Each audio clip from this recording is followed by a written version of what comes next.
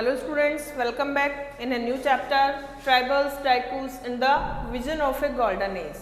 आज हमें एक नया चैप्टर शुरू करना है और चैप्टर क्या है हमारा, टाइटल क्या बताता है, ट्राइबल्स। ट्राइबल्स कौन होते हैं? जनजातीय लोग जो जंगलों में रहा करते हैं घूम घूम कर।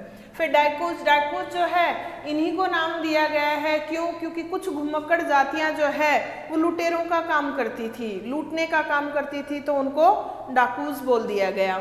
फिर ठीक है, उसके बाद हम देखते हैं and the vision of A golden age, और फिर सुनहरे काल का स्वप्न, कि किस तरीके से उन जनजातियों में अलग अलग जो है सुनहरे काल के स्वप्न देखे गए। तो हमारा चैप्टर जो है वो शुरू होता है बिरसा मुंडा से। ये बिरसा नाम का व्यक्ति जो है मुंडा जनजाति का एक व्यक्ति है, जंगलों में घूम घूम कर रहा करता है, झारखंड छोटा नागपुर के पठार के जंगलों में घुमा करता था।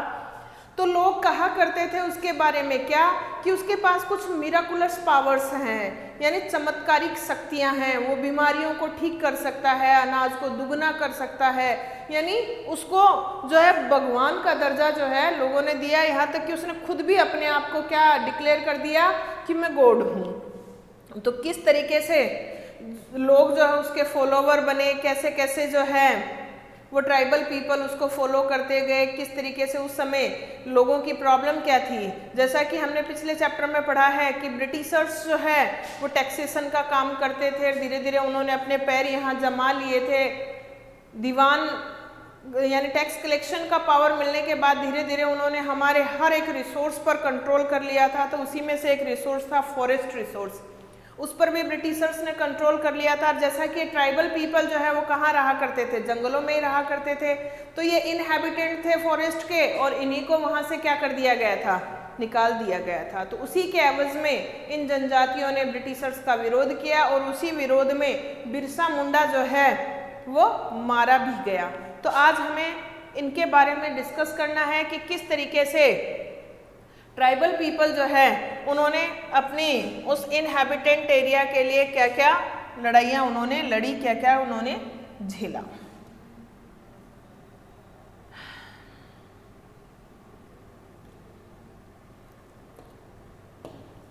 In 1895, a man named Birsa was seen roaming the forest and villages of Chota Nagpur in Jharkhand। ये बात है 1895 की, और उस टाइम ब्रिटिशर्स यहीं पर थे। हमें पता है क्योंकि देश को आज़ादी मिली 1947 में। तो 1895 में एक व्यक्ति था जिसका नाम था बिरसा, वो छोटा नागपुर का पठार झारखंड में जंगलों और गांवों में घूमता हुआ देखा गया। People said that he had miraculous powers। miraculous powers चमत्कारिक शक्तियाँ। लोग कहते थे कि इस बिरसा के पास क्या है, कुछ चमत्कारिक शक्तियां हैं, यानी गॉडली पावर्स हैं, देवीय शक्तियां हैं। He could cure all diseases, वो हर बीमारी का इलाज कर सकता है, and multiply grain, और अनाज जो है उसको बढ़ा सकता है। Birsa himself declared that God had appointed him to save his people from trouble, free them from the slavery of Daikus। डाइकूस किसके लिए कहा? आउटसाइडर्स। आउटसाइडर्स कौन थे? ब्रिटिशर्स।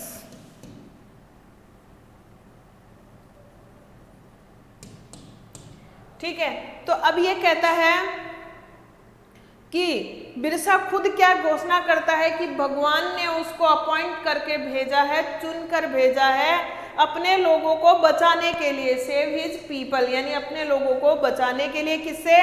समस्या से, ट्रबल से, और उनको मुक्त करने के लिए किससे? दासता से, स्लेवरी ऑफ डाइकूस, यानी ये जो ब्रिटिशर्स जो है, ईस्ट इंडिया कंपनी जो है या ब्रिटिश गवर्नमेंट जो है, उससे मुक्ति दिलाने के लिए भगवान ने उसको चुनकर भेजा है। ये बात किसने कही? बिरसा ने कही।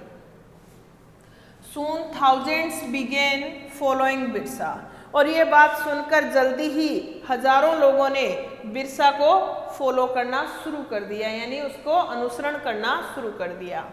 Believing that he was Bhagwan and had come to solve all their problems. और लोगों ने फॉलो क्यों किया? क्योंकि उनका ये मानना हो गया कि ये भगवान है, भगवान ने ही भेजा है, तो भगवान स्वयं आए हैं हमें किस लिए आए हैं? हमें हमारी सारी परेशानियों को सॉल्व करने के लिए आए हैं। तो इस वजह से हजारों लोग जो है इनके क्या बन जाते हैं? फॉलोवर बन जाते हैं, अनुयायी बन जाते हैं। Birsa was born in a family of Mundas, a tribal group that lived in Chota Nagpur. Birsa कहाँ जन्मा था? मुंडा परिवार में जन्मा था। और ये मुंडा परिवार क्या था? एक ट्राइबल ग्रुप था, जनजातीय समूह था। कहाँ रहता था? छोटा नागपुर झारखंड में रहता था। But his followers included other tribals of the region, Santhals and Oraons. अब बिरसा के अनुयायियों में सिर्फ मुंडा जाति के लोग नहीं थे, अन्य जातियों के लोग जो है वो भी शामिल हो गए थे इसी क्षेत्र के, जिनमें संथाल थे, ओराउंस थे, यानी अन्य जनजाति जो थी, अदर ट्राइबल्स जो थे वो भी इसके फॉलोवर बन गए थे। All of them in different ways were unhappy with the changes they were experiencing and the problems they were facing under the British rule। और इसको फॉलो करने वाले लोग जो थे वो कहीं ना कहीं डिफरेंट वेज में, यानी किसी न किसी तरीके से अनहैप्पी थे, नाखुश थे, यानी परेशान थे। किससे? जो बदलाव वो अनुभव कर रहे थे, जो समस्याओं का सामना वो कर रहे थे, किसके तहत? ब्रिटिश रूल के तहत, अंग्रेजी शासन के तहत बहुत सी समस्याओं का और बदलावों को वो अनुभव कर रहे थे। और उन्हीं बदलावों से, उन्हीं समस्याओं से, उन चेंजेस से, प्रॉब्लम से वो क्या थे? अनहैप्पी थे। अनहैप्पी थे तो वो किसके फॉलोवर बन गए? बिरसा के फॉलोवर बन गए, क्योंकि उनको ये महसूस हुआ कि बिरसा जो है वो उनको क्या कर सकता है? इन सभी समस्याओं से मुक्त कर सकता है। ठीक है। Their familiar ways of life seemed to be disappearing। उनको ये महसूस हो रहा था कि उनका जो फैमिलियर वे है, परिचित तरीका जो है जीवन जीने का, वो डिसअपियर होता जा रहा है, गायब होता जा रहा है। Their livelihood were under threat। उनकी आजीविका जो है वो भी खत्म होने के कगार पर है। And their religion appeared to be in danger। और उनका धर्म जो है वो भी खतरे के कगार पर है। यानी ये जो जनजातियां जो थी ये ब्रिटिश रूल से बहुत ज़्यादा अनहैप्पी थी। उन लोगों को ये लग रहा था कि उनका जो चिर परिचित तरीका जो है जीवन जीने का वो उनसे छीना जा रहा है। उनकी आजीविका यानी जो जंगल से उनका पेट पलता था वो भी उनसे छीना जा रहा है। इसके अलावा उनका धर्म जो है वो भी बिल्कुल खत्म होने के कगार पर है। तो आज हम इस चैप्टर में क्या पढ़ेंगे? What problems did Birsa set out to resolve? आज हम पढ़ेंगे कि किन किन समस्याओं को बिरसा को क्या करना था? सेट आउट करना था, यानी सॉल्व आउट करना था। Who were the outsiders being referred to as डाइकूस? कि यहाँ पर ये आउटसाइडर्स कौन थे जिनको डाइकूस बताया गया है? कौन थे? Britishers. And how did they enslave the people of the region? और इस क्षेत्र के लोगों को ब्रिटिशर्स ने एनस्लेव यानी गुलाम कैसे बना लिया था? जंगलों पर कंट्रोल करके। What was happening to the tribal people under the British? और अंग्रेजी शासन के दौरान जो ये ट्राइबल लोग जो थे, जनजातीय लोग जो थे, इनके साथ क्या हो रहा था? How did their life change? उनका जीवन कैसे बदल गया था? These are some of the questions you will read about in this chapter। तो इन सभी प्रश्नों के जवाब जो है हम इस चैप्टर में पढ़ेंगे कि बिरसा को क्या क्या प्रॉब्लम्स का सॉल्यूशन करना था और बाहरी लोग थे कौन जो लोगों को परेशान कर रहे थे। वो बाहरी जिनको डाकू कहा जा रहा था वो थे कौन? वो ब्रिटिशर्स थे। और जो है ये जनजातीय लोग जो है इनको क्या परेशानी आ रही थी ब्रिटिश शासन से और किस तरीके से उनका जीवन जो है बदल रहा था, ये सब हम इस चैप्टर में डिस्कस करेंगे आज इस चैप्टर में। तो ये जो क्वेश्चन हैं इन सबको हम क्या करेंगे? डिस्कस करेंगे इस चैप्टर में कि क्या प्रॉब्लम है, ये डाइकूस कौन है। तो सबसे पहले तो हम देखेंगे कि बिरसा को किन किन समस्याओं का समाधान करना था। तो you have read about tribal societies last year.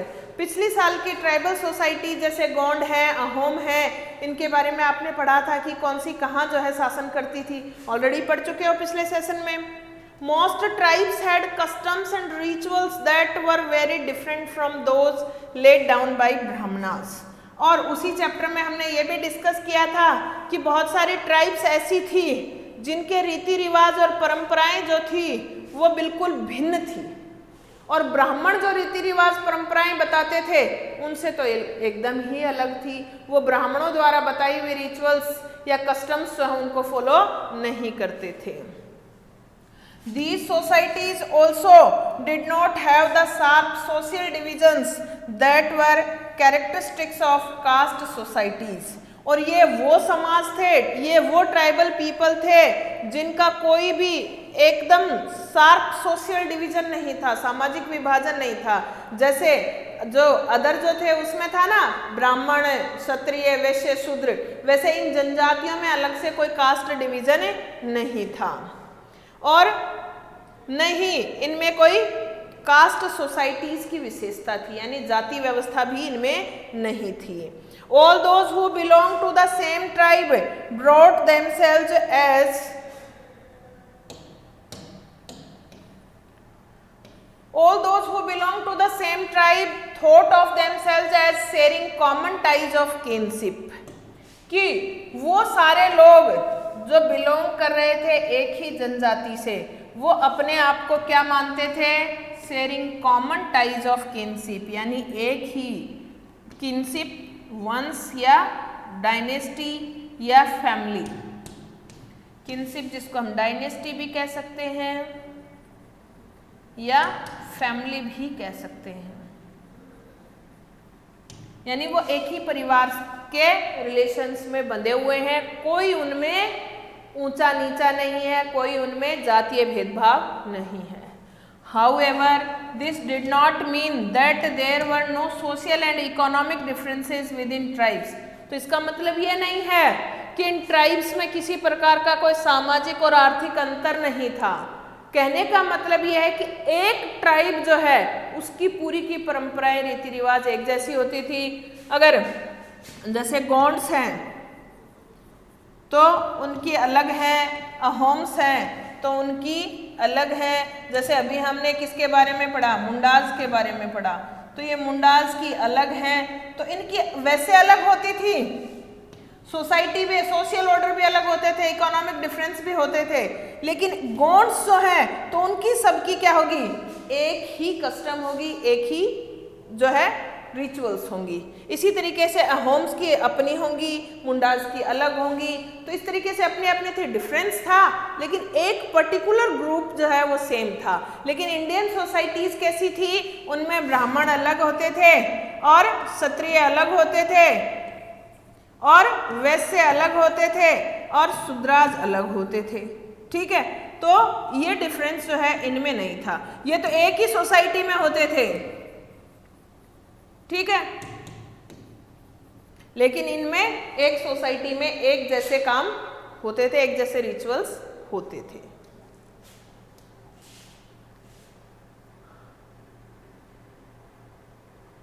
How did tribal groups live? ये जनजातीय लोग जो है ये रहते कैसे थे? ठीक है, तो अब ये देखते हैं कि ट्राइबल पीपल जो है ये रहते कैसे थे। By the 19th century, tribal people in different parts of India were involved in a variety of activities। 19वीं शताब्दी में अगर हम देखें तो ये डिफरेंट ट्राइबल पीपल जो हैं ये देश के विभिन्न हिस्सों में रह रहे थे और विभिन्न प्रकार के काम कर रहे थे। कोई एग्रीकल्चर कर रहा था,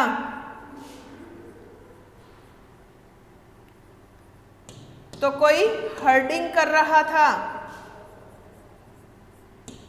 तो कोई क्या कर रहा था? हम बोल सकते हैं ट्रेडिंग कर रहा था, जैसे बंजारे। ठीक है, तो कोई जो है डिफरेंट काम कर रहा था, कोई क्राफ्ट पर्सन्स थे। तो ये अलग अलग डिफरेंट थे। ठीक है, तो सम वर झूम कल्टीवेटर्स। तो इन ट्राइब्स में हम देखें तो कुछ ट्राइब्स जो है वो कैसे थे? झूम कल्टीवेटर्स थे, जिनके बारे में हमने पढ़ा गोंड्स। ठीक है, और ये पिछले साल पढ़ा हुआ है। झूम कल्टीवेटर्स जो है इसको क्या बोलते हैं? शिफ्टिंग कल्टीवेशन भी बोलते हैं।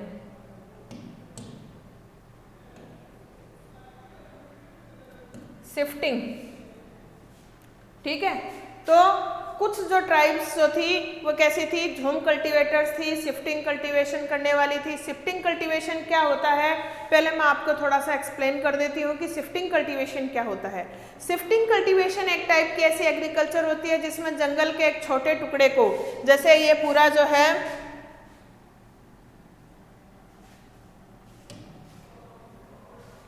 ये मान लो पूरा जंगल है, ठीक है, पूरे में पेड़ उगे हुए हैं, पूरे में पेड़ उगे हुए हैं, घने जंगल हैं।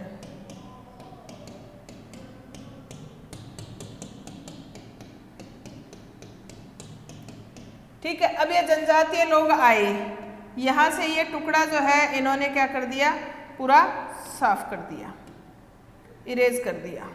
ठीक है, अब यहाँ से इसने साफ किया, पेड़ काटे, आग लगा दी, नीचे जो ग्राउंड में क्रीपर्स जो थे आग लगा दी, आग लगाकर इसको पूरा साफ कर लिया इस टुकड़े को। ठीक है, अब इसमें क्या है, बीज बो दिए, पेड़ उगा दिए या फसल बो दी। फसल बोने के बाद 2-3 साल तक इसमें इन्होंने फसल बोई, और जब इसकी जो फर्टिलिटी है वो खत्म हो गई तो ये आगे बढ़े, ये वाला टुकड़ा जो है इसको साफ किया। ठीक है, और अब इसमें इन्होंने एग्रीकल्चर करी।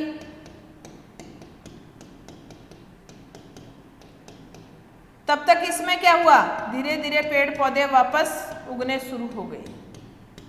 ठीक है, अब इसमें 2-3 साल तक इन्होंने खेती की और फिर इसकी फर्टिलिटी खत्म हो गई तो ये इस एरिया में आ गए, इसको साफ किया, उसी तरीके से पेड़ काटे, आग लगाई, जलाया और फसलें बो दी। तो इस तरीके से करते करते ये धीरे धीरे पूरे जंगल जो है इसमें घूम घूम कर खेती कर लेते हैं, साफ कर लेते हैं, और फिर क्या हो जाता है, एक स्थान से दूसरे स्थान पर ये शिफ्ट हो जाते हैं एग्रीकल्चर करते करते। इसी को क्या बोला जाता है, शिफ्टिंग एग्रीकल्चर बोला जाता है। कई जगह इसको क्या बोला जाता है, झूम भी बोला जाता है, झूम कल्टीवेशन में।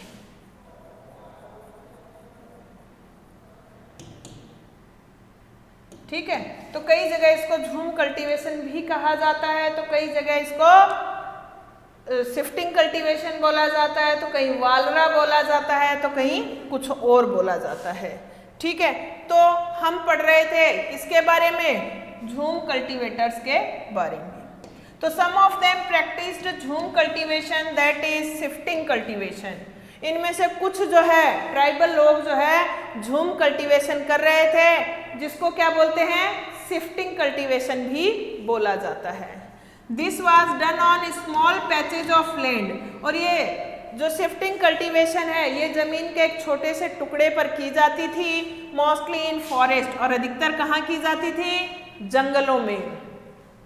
The cultivators cut the tree tops to allow sunlight to reach the ground and burnt the vegetation on the land to clear it for cultivation.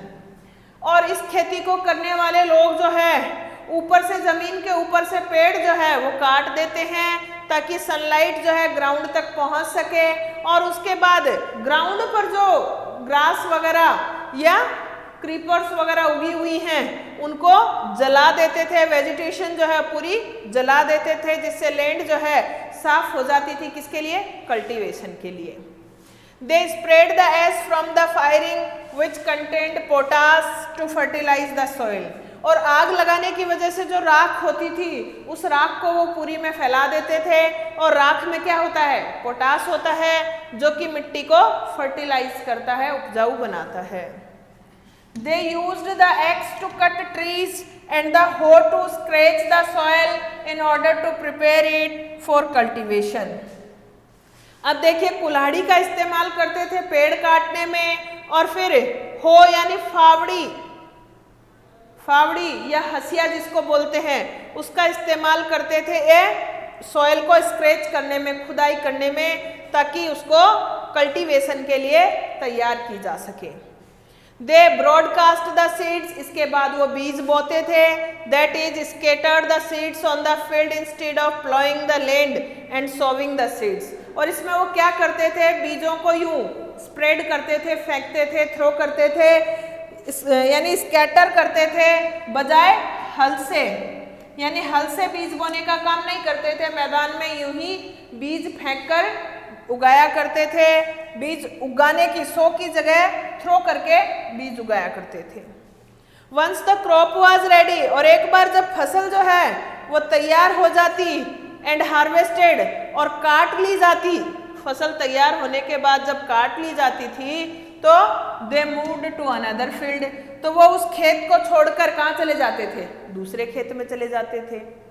A field that had been cultivated once was left fallow for several years, एक खेत जिसमें एक बार फसल बोली, उसका उपजाऊपन खत्म हो गया, उसके बाद उसको फैलो यानी ऐसे ही छोड़ दिया जाता था कई सालों तक। तो इतने सालों में वहाँ पेड़ पौधे फिर से उगाते थे और वो मिट्टी फिर से हरी भरी हो जाती थी, पेड़ उग जाते थे, ठीक है, और कई सालों के बाद फिर आते थे, फिर काट लेते थे।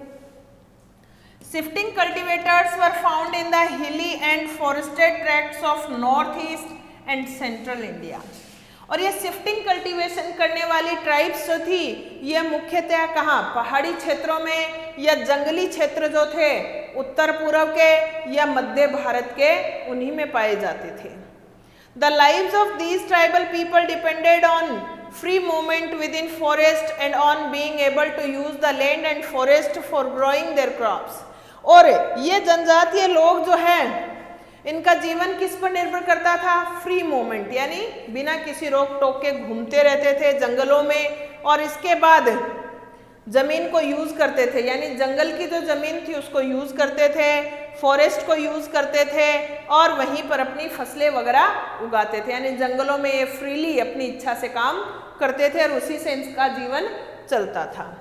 That is the only way they could practice shifting cultivation, और यही एकमात्र तरीका था उनका कि वो शिफ्टिंग कल्टीवेशन कर सकते थे, घूम घूम कर अपनी इच्छा से जंगल का कोई भी हिस्सा काटा, उसमें खेती की, पैदावार ली और उसको छोड़कर दूसरी जगह चले गए, दूसरी जगह साफ की, वहाँ पर खेती कर ली। तो इस तरीके से वो घूम घूम कर जो है अपना जीवन बिताया करते थे। अब इनके साथ समस्या क्या आई है वो हम देखेंगे अगली क्लास में कि इनके साथ समस्या क्या आई है। गैस कीजिए, ब्रिटिशर्स जो थे उन्होंने क्या कर दिया, फॉरेस्टेड एरिया जो है उसको रिजर्व बना दिया, आरक्षित बना दिया, और उसमें इन लोगों की एंट्री जो है वो बंद कर दी। अब जो जंगल में जीने वाले लोग हैं उनकी एंट्री अगर बंद कर दी जाएगी तो वो कैसे जिएंगे, क्या खाएंगे, क्या पिएंगे, कैसे रहेंगे? तो इनका इनहैबिटेंट जो है वो इनसे छीन लिया गया। मजबूरन इनको इसका विरोध करने के लिए किसको फॉलो करना पड़ा? बिरसा मुंडा को। ठीक है, तो उसको हम आगे पढ़ेंगे। कल देखेंगे कि ये ट्राइबल पीपल, एक तो हमने देखा शिफ्टिंग कल्टीवेटर्स के बारे में, कल हम देखेंगे कुछ ट्राइबल्स जो है वो हंटर गैदरर्स थे, तो उनके साथ क्या समस्या आई, तो उसको हम डिस्कस करेंगे अपनी अगली क्लास में। आज के लिए इतना ही। I hope you have stood very well what is shifting cultivation, कि शिफ्टिंग कल्टीवेशन क्या होती है और उसको किस तरीके से की जाती है आपने समझा होगा, और बिरसा मुंडा के बारे में भी आपने समझा होगा कि बिरसा मुंडा कौन था। ठीक है, तो आज के लिए इतना ही। Thank you, have a nice day.